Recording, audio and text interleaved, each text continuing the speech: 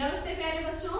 नमस्ते। दिसंबर के अंतिम सप्ताह को शहीदी सप्ताह के रूप में मनाया जाता है, क्योंकि 1704 ईस्वी में इन्हीं दिनों में गुरु गोविंद सिंह के 4 साहिबजादों ने देश के लिए, राष्ट्र और अपने धर्म के लिए अपनी जान न्यौछावर कर दी थी, शहीद हो गए थे।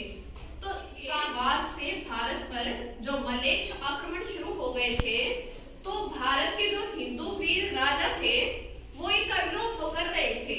जो हमारे देश पर आक्रमण हुए ना, उनका हमारे हिंदू राजा विरोध तो कर रहे थे।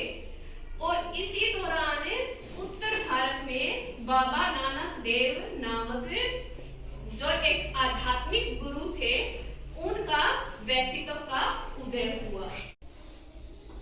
उन्होंने सिख धर्म की स्थापना की और उनके बाद सिख धर्म के गुरु के रूप में भाई लहना का चयन हुआ, जो बाद में गुरु अंगद देव के नाम से प्रसिद्ध हुए। और इसी परंपरा में सिख गुरु जो 9वें गुरु थे, वो कौन थे? गुरु तेग बहादुर जी। जब 9वें गुरु के रूप में गुरु तेग बहादुर जी का आगमन हुआ, तो एक बार उनके पास कश्मीरी पंडितों का एक समूह आया और उन्होंने बताया कि दिल्ली के शासक उस समय जो औरंगजेब थे ना, उन्होंने उनके ऊपर इतना दबाव बना रखा है कि वो जो कश्मीरी पंडित हैं वो अपना धर्म छोड़कर इस्लाम अपना ले। तो इनकी बात सुनकर गुरु तेग बहादुर जी ने उनको बताया कि किसी महान व्यक्तित्व को अपना बलिदान देना पड़ेगा। जब गुरु तेग बहादुर जी कश्मीरी पंडितों से बात कर रहे थे और उनको बता रहे थे कि किसी महान व्यक्तित्व को अपना बलिदान देना पड़ेगा, तो पास में ना उनका एक 9 साल का एक बेटा खड़ा था, ठीक है, और उसका नाम था गोविंद। तो वो उनका जो 9 साल का बेटा उनकी साइड में खड़ा था ना, वो गोविंद, वो बोला कि पिताजी, आज इस समय इस धरती पर आपसे महान व्यक्तित्व कौन हो सकता है? और जब गुरु तेग बहादुर ने अपने बेटे की बात सुनी, तो वो हंसकर कश्मीरी पंडितों को बोले कि जाओ और औरंगजेब को संदेश दे दो कि पहले गुरु तेग बहादुर का धर्मांतरण करवाए, उनका धर्म परिवर्तन करवाए। अगर वो इस्लाम अपना लेंगे तो हम सब भी इस्लाम को धारण कर लेंगे। तो यह सुनकर औरंगजेब ने क्या किया? गुरु तेग बहादुर जी को भी बंदी बना लिया और उन पर दबाव बनाया इस्लाम अपनाने के लिए। तो जब उनके ऊपर दबाव बनाया जा रहा था, उनको प्रेशराइज किया जा रहा था, तो गुरु तेग बहादुर जी ने कहा कि हम अपना शीश कटा सकते हैं, लेकिन अपना धर्म नहीं छोड़ेंगे, अपना धर्म परिवर्तन नहीं करेंगे। तो इसके बाद क्या किया? औरंगजेब ने उनका शीश काट दिया, धड़ से अलग कर दिया, और वो तारीख थी 11 नवंबर 1975। तो इस प्रकार 11 नवंबर 1975 में गुरु तेग बहादुर जी ने अपने धर्म और राष्ट्र की रक्षा के लिए अपना बलिदान दे दिया। और ये बलिदान हुआ था दिल्ली के चांदनी चौक में, ठीक है। और इस बलिदान के बाद जब गुरु तेग बहादुर जी का बलिदान हो चुका था, तो उनके पश्चात गुरु गोविंद जी 10वें गुरु के रूप में गुरु गद्दी पर बैठे। कौन बैठे? गुरु गोविंद सिंह जी। कौन बैठे? गुरु गोविंद सिंह जी। अब उनके 4 पुत्र थे। कितने पुत्र थे? 4 थे। अजीत सिंह, जुझार सिंह, जोरावर सिंह और फतेह सिंह, ठीक है।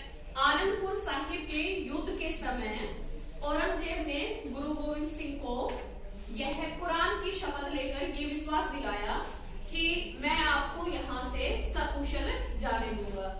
लेकिन जैसे ही गुरु गोविंद सिंह वहां से निकलने लगे ना, तो औरंगजेब ने उनके साथ विश्वासघात किया और उन पर हमला करवा दिया। क्या करवा दिया? हमला करवा दिया। अब गुरु जी का परिवार ना उसी समय 3 हिस्सों में बट गया। 3 हिस्सों में बट गया, तो इसको ना परिवार बिछोड़ा कहते हैं उस समय। तो 2 जो बड़े पुत्र थे ना, वो तो अपने पिताजी के साथ या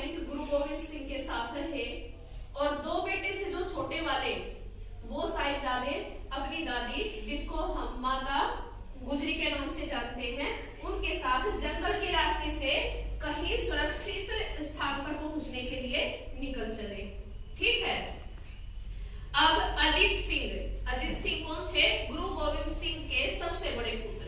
अजीत सिंह कौन थे? गुरु गोविंद सिंह के सबसे बड़े पुत्र। वो चमकौर के युद्ध में बहुत ज्यादा बहादुरी से लड़े और 17 वर्ष की आयु में, सिर्फ कितने साल के थे वो? 17 वर्ष की आयु में वीर गति को प्राप्त हो गए। अब वो युद्ध में कैसे गए?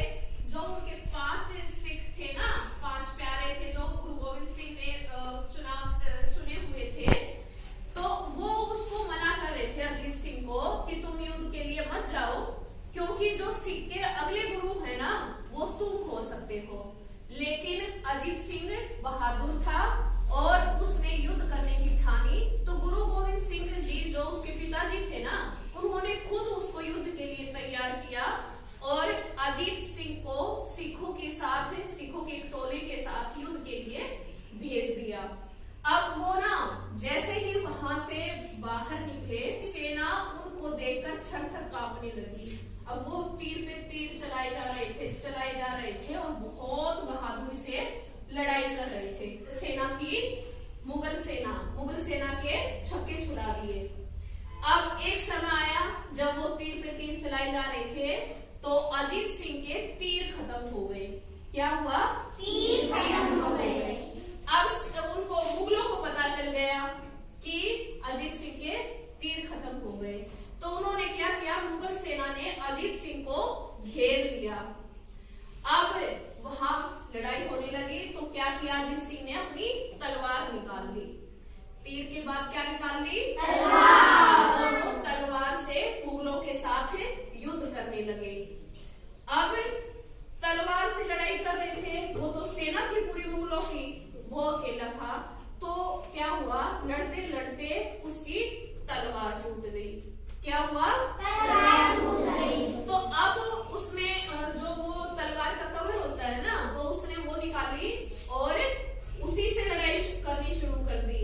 और अंत में क्या हुआ? मुगलों ने उसको घेर लिया और वो वीर गति को प्राप्त हो गए। और जब उन्होंने अपना बलिदान दिया, अपने प्राण त्यागे, तो सिर्फ वो 17 वर्ष के थे। इतनी बहादुरी से सिर्फ वो 17 वर्ष की आयु में लड़े थे। ठीक है। और अब आते हैं गुरु गोविंद सिंह के दूसरे पुत्र। उनका क्या नाम था? जुझार सिंह। क्या नाम था? जुझार सिंह। वो 15 वर्ष के थे। कितने वर्ष के थे? 15 वर्ष के थे। अब अपने भाई के पश्चात उन्हीं के पद चिन्हों पर चलते हुए वो भी वीर गति को प्राप्त हो गए। उधर माता गुजरी के साथ जो वो 2 छोटे साहिबजादे निकले थे, वो एक 9 वर्ष का था जोरावर सिंह, और सबसे छोटा जो था वो 7 वर्ष का था फतेह सिंह। 7 वर्ष का कौन था? फतेह सिंह। अब वो जब वो जंगल के रास्ते से जा रहे थे ना, तो रास्ते में उनको उनका पुराना सेवक यानी कि नौकर गंगू मिला। कौन मिला? गंगू। और उसने उनसे ना बड़ा निवेदन किया। गंगू ने माता गुजरी और उन साहिबजादों को निवेदन किया और उनको अपने घर ले गया। कहाँ ले गया? अब उनकी खूब उसने अपने घर ले जाके खूब सेवा करी, है ना? तो सेवा करी और उनको अपने घर में ठहराया।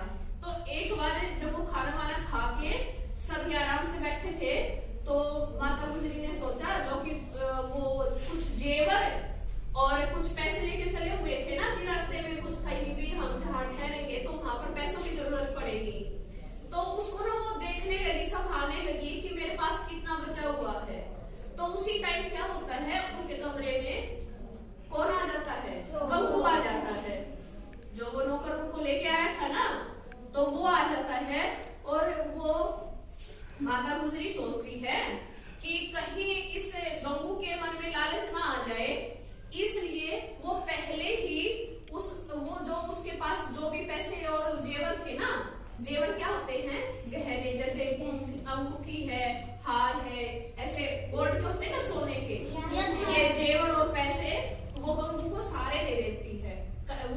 है, कहीं इसके मन में लालच आ गया कि हमें भी मारेगा और चोरी भी करेगा, तो इससे अच्छा मैं खुद ही दे देती हूँ। तो उसने सारे पैसे और जेवर उसको दे दिए। तो अब क्या हुआ, जो गंगू ने वो पैसे और जेवर ले लिए थे, तो उसने सोचा कि कल को ये हो सकता है कि गुरुजी ये मुझे ये सोचेंगे कि गंगू ने ना पैसे और जेवर के लालच में इनकी सेवा करी थी। या ये भी हो सकता है कि नवाब को, औरंगजेब को जब ये पता चलेगा ना कि इसने माता गुजरी और साहिबजादों को अपने घर में छिपाया था, तो वो इसको फांसी दे देंगे। तो क्या किया, उसका जो उसकी बुद्धि भ्रष्ट हो गई, तो उसने सोचा कि क्यों ना मैं खुद ही जाके नवाब को बता दूं कि ये मेरे घर में है। तो उसने ऐसा ही किया। अब उसने जाके, गंगू ने खुद नवाब को जाके बता दिया कि माता गुजरी और 2 छोटे साहिबजादे मेरे ही घर में रुके हुए हैं। तो अब नवाब को पता चल गया, तो वो उनको छोड़ेगा थोड़ी ना। तो उसने क्या किया, उनको, माता गुजरी को और 2 छोटे साहिबजादों को बंदी बना लिया। क्या बना लिया? बंदी। बंदी कैसे बनाते हैं? हाँ, उनको बंदी बना के कारावास में डाल दिया, जेल में डाल दिया, है ना। तो जब वो जेल में डाला, तो अगली सुबह उनको सरहद के बंसी थाने में ले जाया गया और उनसे पूछा गया, वहां थाने में ले जाकर, कि भाई तुम क्या करो, धर्म परिवर्तन कर लो, अपना धर्म छोड़ के तुम मुस्लिम बन जाओ। तो वो बोले कि हमें राष्ट्र प्यारा है, अपना धर्म प्यारा है, हम अपना धर्म नहीं छोड़ेंगे।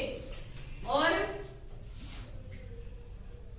अगली सुबह जब उनको कचहरी में प्रस्तुत किया गया, कचहरी में ले जाया गया, तो उन्होंने कचहरी में घुसते ही अपने गुरु की फतेह बुलवाई। उन्होंने बोला, जो सिख होते हैं ना, वो कैसे बोलते हैं, वाहे गुरु जी का खालसा, वाहे गुरु जी की फतेह। क्या बोलते हैं? वाहे गुरु जी का खालसा, वाहे गुरु जी की फतेह। और ये सुन के ना सारी कचहरी गूंज उठी।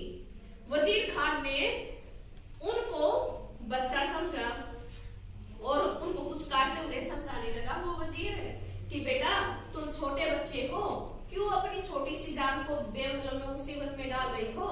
तुम ऐसा करो कि तुम इस्लाम अपना लो, और जो अगर तुमने इस्लाम अपना लिया ना, तो तुम्हें मुंह मांगी मुराद मिलेगी। यानी कि जो तुम मांगोगे ना, वो सब तुम्हें मिल जाएगा।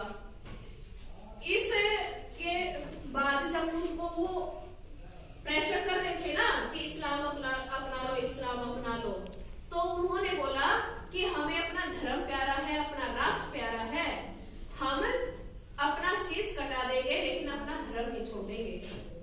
तो इसके बाद काजी को गुस्सा आया और नवाब ने काजी को बोला, देखा ये बागी की औलाद है और ये बाद में भी हमसे बगावत करेंगे, तो इनको सजा देनी ही चाहिए। तो नवाब को गुस्सा आया, तो उसने बोला कि इनको सजा देनी चाहिए। तो वहां पर बैठे दीवान ने उनसे पूछा, दीवान उठा, वहां से खड़ा हुआ और उन साहिबजादों से पूछा, अगर अब हम तुम्हें छोड़ दें तो तुम कहाँ जाओगे और क्या करोगे? तो इस पे पता है साहिबजादों ने क्या बोला? उन्होंने बोला कि अब तुम अगर हमें छोड़ दोगे ना, तो हम जंगल में जाएंगे। कहाँ जाएंगे? जंगल में। और जंगल में जाकर ना हम वहां पर सिखों को इकट्ठा करेंगे, अपनी सेना बनाएंगे और जो हाथी घोड़े हैं और शस्त्र हैं वो जुटाएंगे और फिर तुमसे वापिस से युद्ध करने के लिए आएंगे।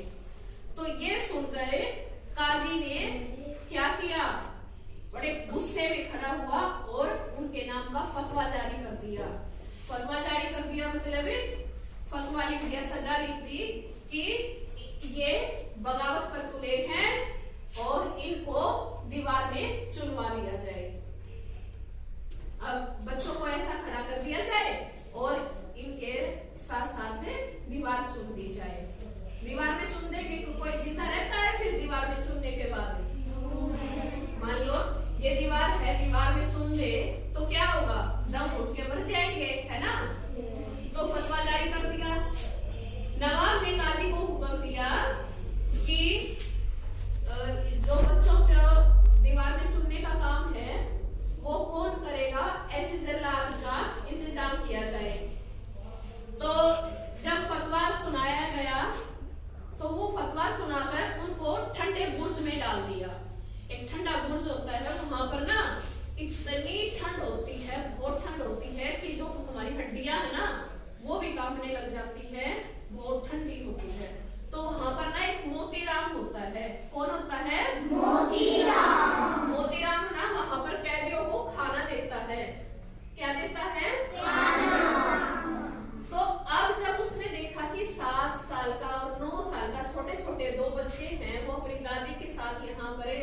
कैदी बन के यहाँ पर पड़े हैं, तो उसको ना उन पर दया आई और वो अपने घर पे जाके अपनी माँ और अपनी पत्नी को बताने लग गया कि ऐसे ऐसे गुरु गोविंद सिंह के 2 साहिबजादे माता गुजरी के साथ वहां पर बंद हैं।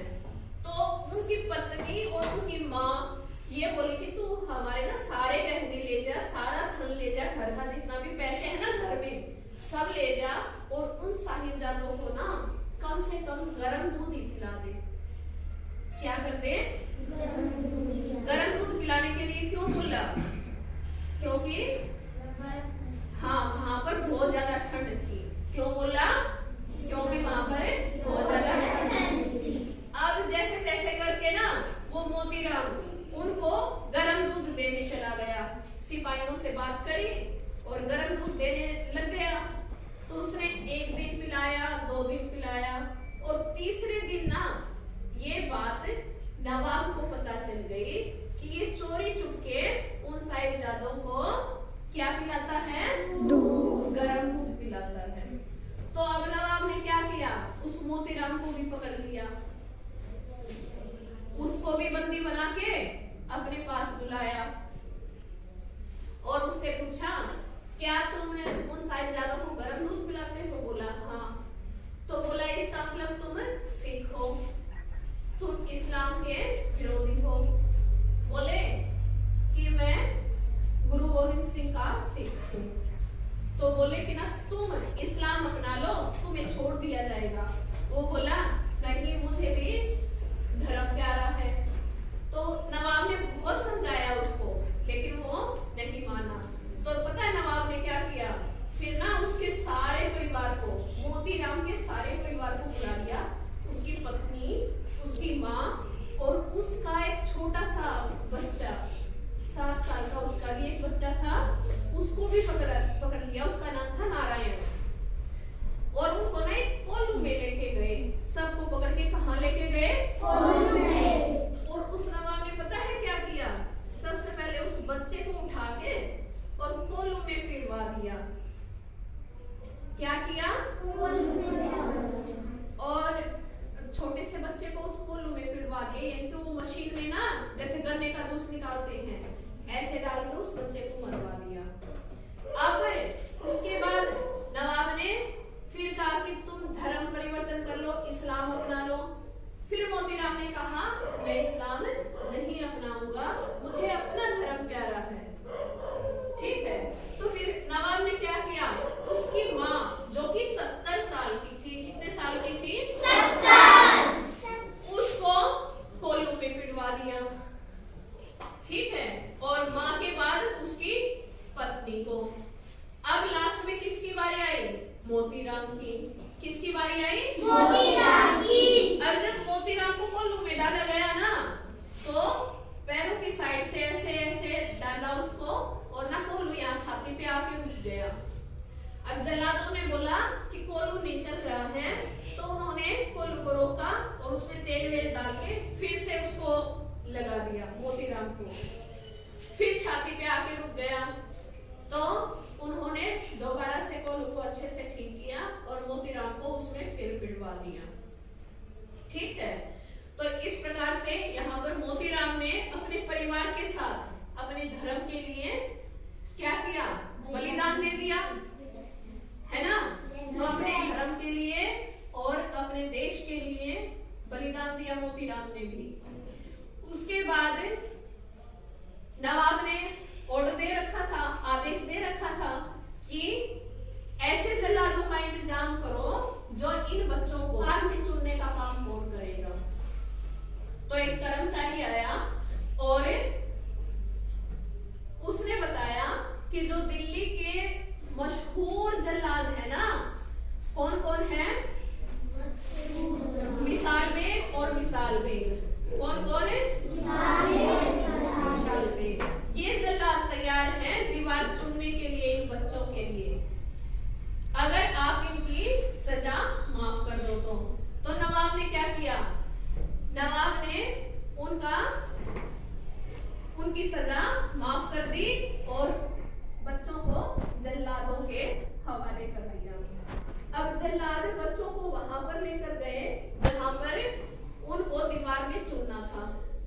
ठीक है। अब जल्लादों ने उनको खड़ा करके और उनके सारे सारे ऐसे उनको दीवार में चुनना शुरू कर दिया। अब दीवार में चुनना शुरू किया तो जल्लाद, काजी और नवाब सब वहीं पर थे ना, तो सब उन बच्चों को समझा रहे थे। क्या समझा रहे थे? कि इस्लाम अपना लो, तुम छोटे बच्चे हो, क्यों मर रहे हो तुम इस्लाम अपना लोगे तो बच जाओगे। तो लेकिन वो छोटे बच्चे थे ना, जो वो मान ही नहीं रहे थे। छोटे साहिबजादे ने जो 7 वर्ष का था, उसने कहा कि जो गुरु तेग बहादुर है ना, वो हमारे दादाजी हैं, उन्होंने अपने धर्म के लिए अपना बलिदान दिया है और वो हमारे रक्षक हैं। हम भी अपना बलिदान देंगे और ऊपर वो हमारा इंतजार कर रहे हैं, हम उनके पास जाएंगे। तो ये बात सुनकर जल्लादों ने फिर दीवार चुननी शुरू कर दी और जब वो दीवार उनकी छाती तक आ गई ना, तो जल्लादों ने काजी ने फिर उनसे कहा कि तुम अब भी मान जाओ, तुम छोटे बच्चे हो, जिद मत लगाओ, इस्लाम अपना लो। लेकिन वो साहिबजादे नहीं माने। तो क्या किया? थोड़ी सी देर बाद वो साहिबजादे दोनों बेहोश हो गए। क्या हो गए? तो अब बेहोश हो गए तो जल्लाद आपस में फुसफुसाने लगे, आपस में बात करने लगे कि ये तो अंतिम सांस ले रहे हैं, यानी कि मरने वाले हैं, अब दीवार और ऊपर करने की कोई जरूरत नहीं है, तो क्यों ना इनको निकाल कर शहीद कर दिया जाए, इनका शीश काट दिया जाए। शीश यानी कि सर, ऐसे यहाँ से काट के सर और धड़ को अलग कर दिया जाए। तो अब उन्होंने उनके बेहोश हो गए उन साहिबजादों को वहां से निकाला और उनको शहीद कर दिया, उनका शीश धड़ से अलग कर दिया। तो अब क्या था ना, उनके जो पार्थिव शरीर थे, अब जैसे ही उनको शहीद किया तो उधर जो उनकी माता गुजरी थी, दादी थी, उन्होंने भी अपने प्राण त्याग दिए, क्योंकि वो एक ठंडे बुर्ज में पड़ी थी, तो उनका भी वहां पर देहांत हो गया। तो अब जो उनके पार्थिव शरीर थे ना, दोनों साहिबजादे और माता गुजरी, तो उनको फतेहगढ़ साहिब के जंगल में रख दिया गया। ठीक है। तो जब उनके पार्थिव शरीर को वहां पर रख दिया गया, तो उसी एरिया के, उसी क्षेत्र के ना एक बहुत ही अमीर और मुगल साम्राज्य के कर्मचारी थे, टोडरमल। कौन थे? टोडरमल। उसने नवाब से उनके अंतिम संस्कार की अनुमति मांगी। उनसे पूछा कि क्या मैं इनका अंतिम संस्कार कर दूं? तो नवाब ने कहा, इनके अंतिम संस्कार के लिए जो तुम्हें जमीन चाहिए ना, तो उस पर ना स्वर्ण मुद्राएं हैं, वो तुम्हें उतनी जमीन पर स्वर्ण मुद्राएं बिछाकर मुझे देनी होगी। मान लो इतनी जगह चाहिए ना, तो उस पर सोने के सिक्के बिछाने होंगे और वो सोने के सिक्के मैं ले लूंगा और जमीन तुम्हारी होगी, तुम इनका अंतिम संस्कार कर देना, दाह संस्कार कर देना। तो टोडरमल ने ऐसा ही किया। जब वो वहां पर सोने के सिक्के मुद्राएं ऐसे बिछाने लगे ना, तो अब नवाब के मन में और लालच आ गया, ये तो बिछा देगा, इसके पास तो है। तो अब नवाब ने कहा कि बिछा कर नहीं, खड़े करके तुम्हें ये जमीन मिलेगी। तो अब टोडरमल ने अपनी जो सारी संपत्ति थी ना, वो सारी वहां पर अपनी न्यौछावर कर दी और उनके साहिबजादे और माता गुजरी के अंतिम संस्कार के लिए जमीन दी। तो अब जो ये था ना, सारा सब कुछ क्या किया था, ये अपने धर्म और अपने देश के लिए इनका बलिदान था। तो भारत में जो बलिदानों की परंपरा है, इसमें जो गुरुपुत्र थे, 4 साहिबजादे हो गए, टोडरमल है, इनका भी प्रेरक प्रसंग है, और कौन है? मोतीराम था, मोतीराम का भी तो परिवार इसमें बलिदान हुआ है ना। तो इन सब का जो बलिदान है, वो हमें क्या शिक्षा देता है कि हमें अपने देश और राष्ट्र के लिए हमेशा तत्पर रहना चाहिए और हमें अपने धर्म के लिए हमेशा अडिग रहना चाहिए।